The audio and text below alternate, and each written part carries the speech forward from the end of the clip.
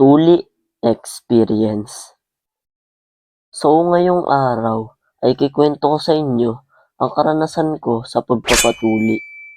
Nung una kong narinig ang salitang tuli, ay natakot ako kasi puputulin daw yung putotoy ko. So naisip ko talaga noon na paglaki ko ay hindi na ako magpapatuli. Lumipas ang ilang taon, siguro mga 8 years old na ako noon. Tapos nalaman ko na lang na nagpatuli na pala yung isa kong tropa. Dahil dun nawala yung takot ko. Tapos sinabi ko agad sa mama ko na magpapatuli na ako. Tapos sabi ng mama ko, wag daw muna kasi bata pa ako. Tsaka hindi pa daw ako tagpos. Siyempre nalungkot ako kasi tuli na yung tropa ko tapos ako supot pa. Lumipas na naman ang ilang taon. 12 years old na ako tapos hindi pa rin ako tuli. Sabi ko sa mama ko, "Ma, gusto ko nang magpatuli. Patulian mo na ako. Wala pa namang libreng tuli. Tsaka na pag meron na." Ikaw ba namang 12 years old na supot pa, hindi ka ba mahihiya? Siyempre mahihiya ka. Mahiya ka. 12 years old ka na, supot ka pa.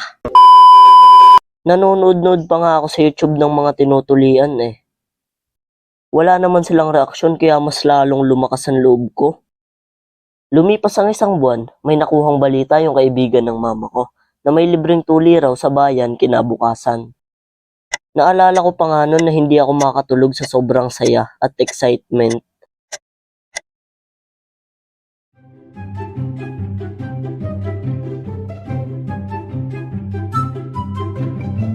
Ma, papatuli na ako, tara na. Mm, mm, mm.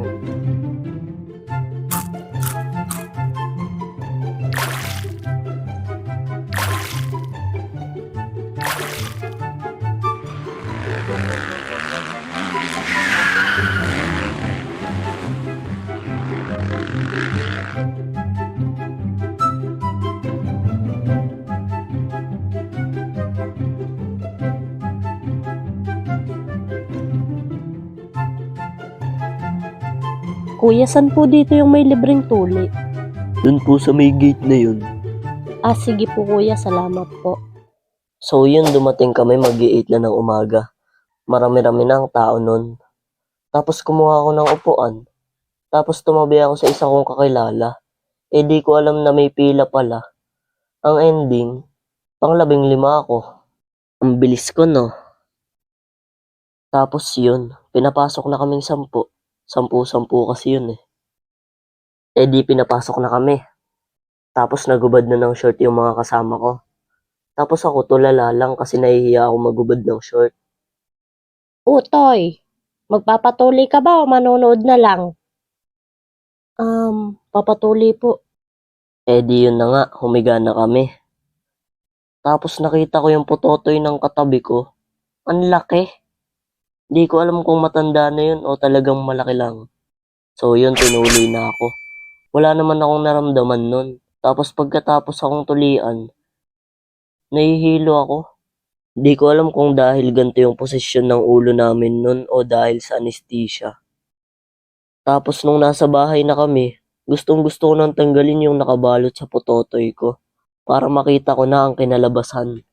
Tapos maya-maya, umira lang kalikutan ng aking kamay. Tinanggal. Mama, natanggal. De, joke lang. Tapos nung tanggal na, laking takot ko nun kasi sumirit yung dugo dun sa sugat ng aking putotoy. Na para bang fountain sa sobrang lakas ng sirit. Kung alam nyo lang yung takot ko sa mga oras na yon. Tapos may napanood pa ako sa balita na may batang namatay dahil sa tuli na yan. Naubusan ng dugo. Kala ko nga nun matutulad ako dun eh. Sa awa naman ng Diyos, tumigil naman yung pagdudugo matapos naming linisan. Kaya kayo alamin nyo muna yung kakalabasan bago nyo gawin. Huwag nyo na akong gayahin. Sabi pa ng iba dati parang kagat lang daw yun ng langgam. So naisip ko baka ganito kalaki yung langgam. Tapos sabi pa nila na mangangamatis daw pag nakita ng babae. Sus, kahit di naman yata makita, mangangamatis pa din yun eh. Comment nyo na din dyan sa baba kung ilang araw kayo bago gumaling. Kasi yung akin 1 buwan. So yun lang muna. Paalam.